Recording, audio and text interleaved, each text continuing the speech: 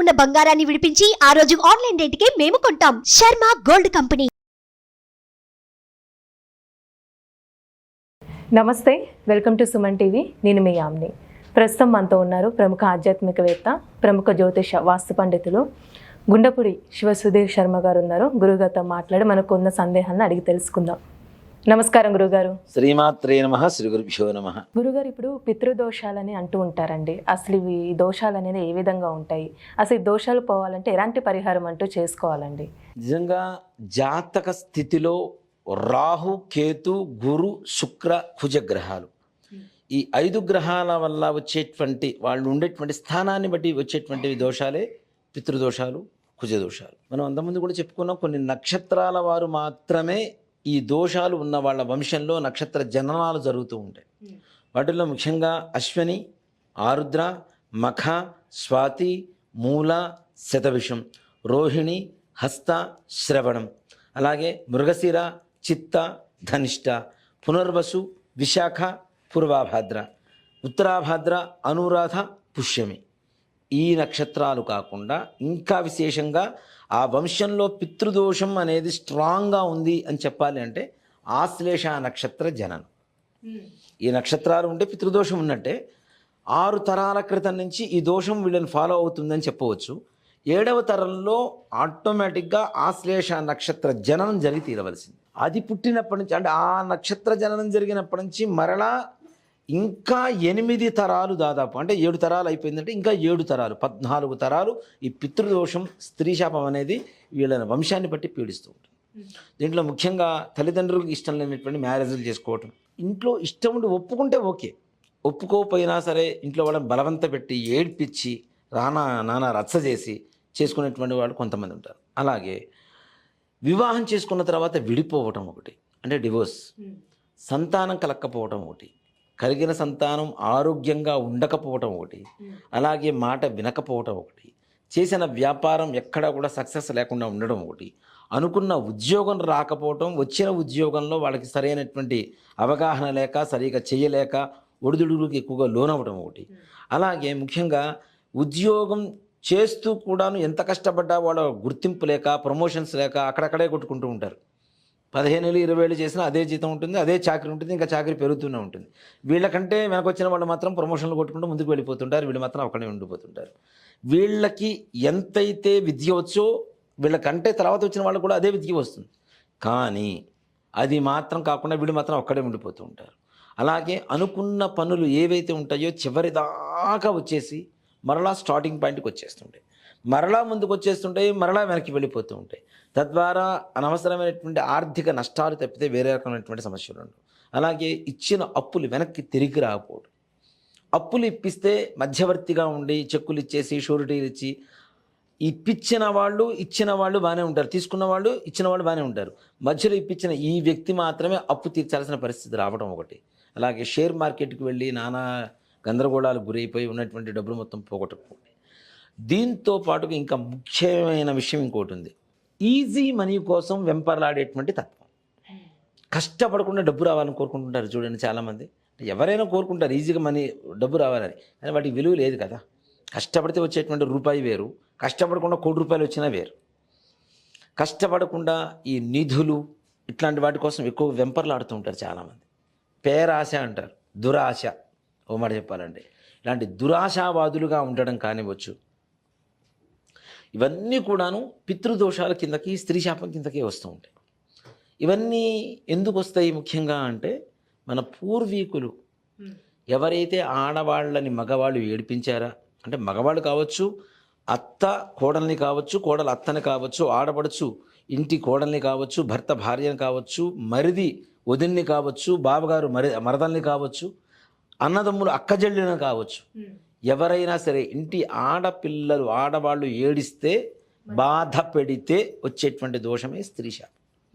దీనివల్ల కొంతమంది బలవన్ మరణాలు పొందుతూ ఉంటారు, సూసైడ్ చేసుకోవటాలు ఇట్లాంటివి. ఎక్కువగా క్యాన్సర్ ఇవన్నీ ఎందుకు వస్తాయి? ఎక్కువగా ఆలోచన, భయము, టెన్షన్ వీటి వల్ల ఎక్కువగా వస్తూ ఉంటాయి, అవునా? సో ఇవన్నీ కూడాను మన పూర్వీకుల ఆడవాళ్ళని హింసించినటువంటి హింసాభావకమే ఇప్పుడు మనం అనుభవిస్తున్నటువంటి బాధలు, కష్టాలు అనేవి. అది స్త్రీ శాపం, సంపూర్ణమైన స్త్రీ శాపం. అంతకుముందు కూడా మనం చెప్పుకున్నాం, ఆడవాళ్ళ కంటి నుంచి ఒక కన్నీటి బొట్టు కింద పడితే అది మహాసముద్రమే ఆ వంశాన్ని మొత్తాన్ని కూడా నిర్వంశంగా మార్చేస్తుంటారు. అబ్బాయిలు పుట్టరు, అమ్మాయిలే పుడుతూ ఉంటారు. పుట్టిన పిల్లలు కూడాను మానసికమైనటువంటి ఎదుగుదల ఉండదు. ఇంట్లోంచి గట్టిగా ఏదైనా అరిస్తే ఇంట్లోంచి చెప్పకుండా వెళ్ళిపోతాడు, వాడు ఉన్నాడు చనిపోయాడు కూడా తెలియదు. అవునా? అలాగే 60 ఏళ్ల లోపల చనిపోయినటువంటి మరణాలు ఏవైతే ఉంటాయో ఇవన్నీ కూడా పితృదోషాల కిందకు వస్తుంటాయి. తర్వాత వీళ్ళు ఇంటి పేరుతో అమ్మాయికి పెళ్లి చేస్తాం, అత్తగారింటి ఇంటి పేరు పెట్టుకుంటుంది, కానీ మీ ఇంటి పేరు అయితే పెట్టుకోదు మళ్ళీ.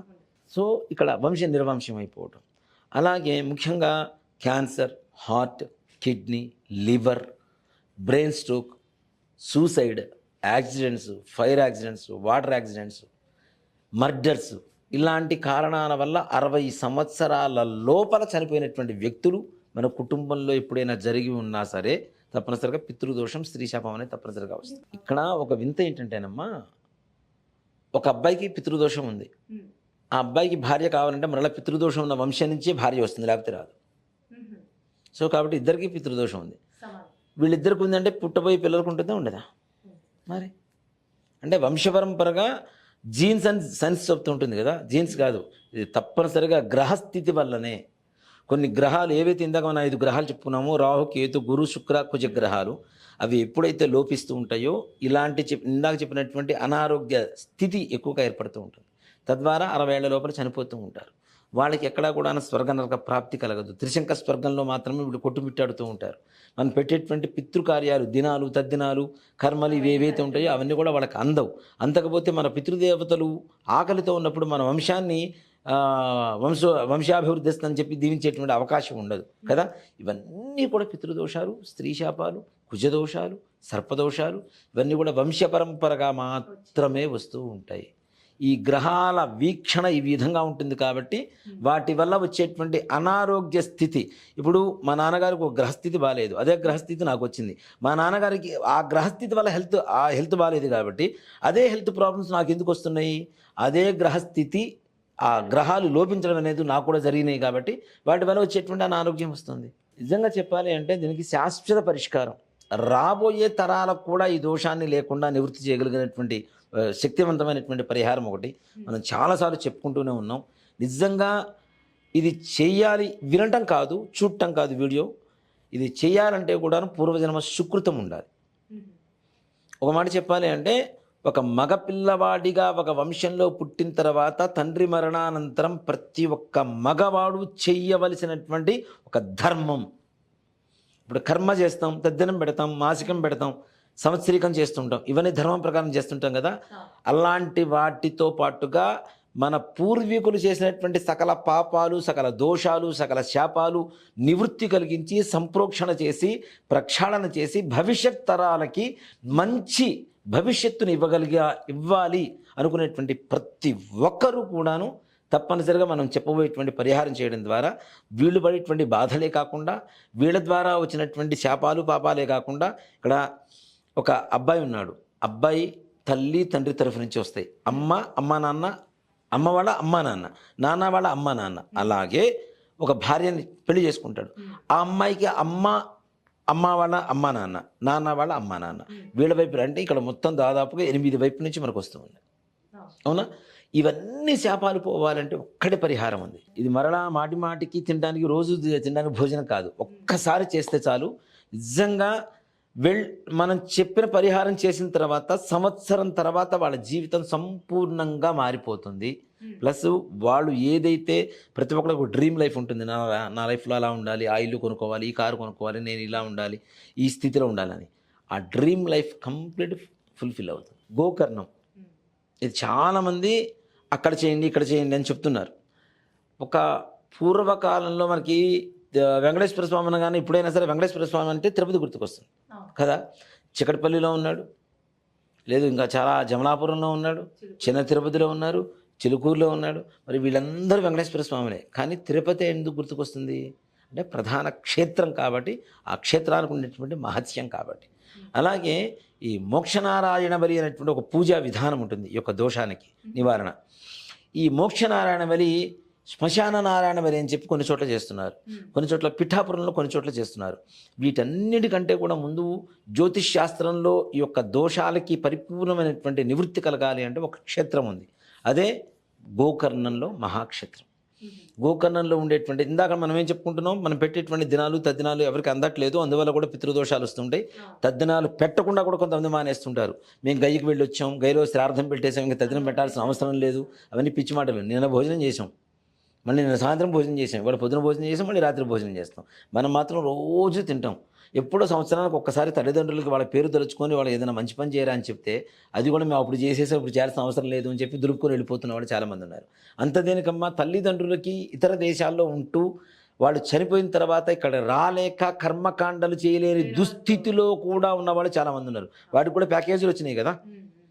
చందనం కట్టెలతో కాలిస్తే ఒక ప్యాకేజీ, మామూలు కట్టెలతో కాలిస్తే ఒక ప్యాకేజీ, వ్యాన్లో తీసుకెళ్ళాలా, అట్లా తీసుకెళ్ళాలా, 10 మంది భజంత్రి అదే ముందు దీని ఉంటారు కొట్టుకుంటూ తీసుకెళ్తున్నారు, తప్పెట్లు కొట్టుకుంటూ తీసుకెళ్ళాలంటే ఒక ప్యాకేజీ, అవి లేకుండా తీసుకెళ్ళాలంటే ఒక ప్యాకేజీ, ఇన్ని ఉన్నాయి. బ్రాహ్మణి పెట్టి చేయించాలా లేదా అంటే అలాంటి దుస్థితి దిగజారుతున్నాం కదా.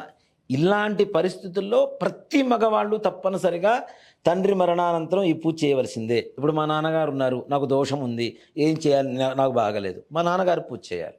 మరి మా నాన్నగారు మంచంలో ఉన్నారు, రాలేరు, ఏం చేయాలి? నాకు మా నాన్నగారు లేరు, నేనే రాలేను, ఏం చేయాలి?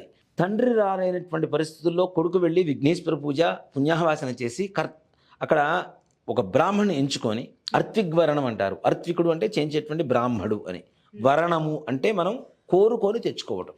ఒక బ్రాహ్మణ్ణి ఆ తండ్రి స్థానంలో కూర్చోబెట్టి పూజ చేయటం. ఆడపిల్లలే ఉంటారు, మగపిల్లలు లేరు, వాళ్ళు కూడా తప్పనిసరిగా తండ్రి లేడు, ఏం చేయాలి? ఆడపిల్లలు అలాంటి వాళ్ళు కూడా వాళ్ళ తండ్రి స్థానంలో ఒక బ్రాహ్మణి కూర్చోబెట్టి చేయించడం. తండ్రి రాలేకపోయినా, మంచాన ఉండేదన్నా రాలేని పరిస్థితుల్లో ఉన్న, అనారోగ్య పరిస్థితుల్లో ఉన్నా సరే రాలేకపోతే కూడాను కొడుకు వెళ్ళి విఘ్నేశ్వర పూజ పుణ్యావాచన వరకు చేయించి పూజ మొత్తం అక్కడ కూర్చొని చూస్తూ ఉండాలి. మిగిలిందంతా వేరే బ్రాహ్మడు చేస్తుంటాడు. ఎందుకంటే దీంట్లో పిండ శ్రార్థం ఉంటుంది. పిండ శ్రార్థం తండ్రి ఉన్నవాడు చేయరు కాబట్టి, ఆడవాళ్ళతో చేయించరు కాబట్టి వేరే బ్రాహ్మణి కూర్చోబెట్టి మరి ఈ మోక్షనారాయణ బలి అనేది గోకర్ణ మహాక్షేత్రంలో చేయించడం అనేది విశేషం. ఏవైతే తద్దినాలు అవి అందట్లేదు, ఆత్మఘోష కలుగుతుందని చెప్తున్నామో గోకర్ణంలోనే ఎందుకు చేయాలి అని చెప్పడానికి ఒక గొప్ప లాజిక్, ఒక శాస్త్రం కూడా. అక్కడ ఉన్నదే ఆత్మలింగం, ఇక్కడ కలుగుతుంది ఆత్మఘోష.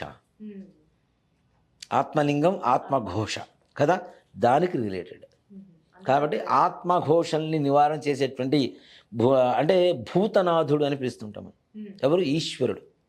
సాక్షాత్ కైలాసం నుంచి రావణాసురుడు తీసుకొచ్చినటువంటి ఆ శివలింగం అక్కడ ప్రతిష్ఠ చేయబడింది. ఆ శివలింగం ఉన్నటువంటి శైవక్షేత్రంలోనే ఈ యొక్క మోక్షనారాయణ బలి అనేది చేయడం అనేది చాలా విశేషం. తప్పనిసరిగా చేయించండి. భవిష్యత్ తరాలకి వాళ్ళ భవిష్యత్తు మంచిగా ఉండేలా ఆలోచించండి. ఇప్పుడు నాతోనే నా వంశం అయిపోవటం లేదు కదా, నా నెక్స్ట్ జనరేషన్, ఆ నెక్స్ట్ జనరేషన్, ఆ నెక్స్ట్ జనరేషన్ అన్నీ బాగుండాలి అంటే తప్పనిసరిగా ఇవి నేను చేయించాలి. చేయించి వచ్చిన తర్వాత మా ఆవిడని నేను కొడతాను, మా చెల్లిని తిడతాను, మా అమ్మని కొడతాను అంటే కాదు. ఇంతవరకు చేసిన పాపాలకి నివృత్తి చేసుకున్నాం, ఇహ మీద పాపాలు కూడా చేయకుండా ఉండాలి. అంతే కదా. నేను చేసి వచ్చాను, మళ్ళీ స్టార్ట్ చేస్తాను అంటే మళ్ళీ ప్రారంభమే. మళ్ళీ నీ నెక్స్ట్ జనరేషన్ మీ పిల్లలకు వచ్చేస్తుంటుంది ఆటోమేటిక్గా. సంతానం లేకపోవడం కూడా ఇదే దోషం, పితృదోషమే. తప్పనిసరిగా నేను ఇక్కడికి పంపించిన వాళ్ళల్లో సంతానం లేదు అనుకున్న వాళ్ళు ఈ మధ్యకాలంలో నేను నలుగురిని చూపిస్తాను. వెళ్ళొచ్చిన నెక్స్ట్ మంత్ వాళ్ళ మిస్సెస్ కన్సీవ్ అవుట్. ఒక అతనైతే మన పరమానంద భరితంగా వచ్చి చెప్పాడు నాతో, డాక్టర్ ఆయన, నాకు సంతానం, డాక్టర్సే తొందరగా నమ్మరు, అలాంటి తను వెళ్ళొచ్చిన నెక్స్ట్ మంత్ కన్సీవ్ అయింది అమ్మాయి. ఒక అతనికి ట్విన్స్ పుట్టారు, ఒక అమ్మాయికి పెళ్ళి 17 ఏళ్ళైంది, అమ్మాయి వెళ్ళొచ్చిన 2వ నెల అమ్మాయి ప్రెగ్నెన్సీ. సో ఇవన్నీ కేవలం అక్కడ చేసేటువంటి ఏవైతే దోష నివారణ ఉంటుందో చాలా పవిత్రంగా చేయిస్తారు అక్కడ. దాంట్లో కూడా కొంతమంది గురువులు బాగా చేయించేటువంటి వాడు కొంతమంది ఉన్నారు, సెలెక్టివ్ పర్సన్స్. ఇప్పుడు మంచి చెడు అన్నిట్లో ఉంటాయమ్మా. ఇప్పుడు మంచి బ్రాహ్మడు బాగా చేయించే వాళ్ళని ఎంచుకుంటాం మనం ఇంట్లో పూజ చేయించుకోవాలంటే. ఎవరైనా పడితే వాళ్ళని తెచ్చుకోం కదా. అన్ని మంత్రాలు చక్కగా చేయించగలిగినటువంటి వాళ్ళు, ఆకర్షణీయంగా అందరికీ అర్థమయ్యేలాగా చేయించే వాళ్ళని తెచ్చుకుంటాం. మరి అంత దూరం వెళ్ళి మన భవిష్యత్ తరాల కోసం చేసేటువంటి పూజకు కూడా మనం ఎంచుకొని తీసుకోవాలి కదా. అలా కొంతమంది సెలెక్టెడ్ పర్సన్స్ ఉన్నారు, వాళ్ళతో చేయించడం తప్పనిసరిగా విశేషమైనటువంటి యోగం కలుగుతుంది. మంచి పరిహారం తెలియజేస్తారండి. ధన్యవాదాలు. శ్రీమాత్రే నమః. శ్రీ గురుభ్యో నమః. సుమన్ టీవీలో మీ పర్సనల్ అండ్ బిజినెస్ ప్రమోషన్స్ కోసం కింది నెంబర్కి కాంటాక్ట్ చేయండి.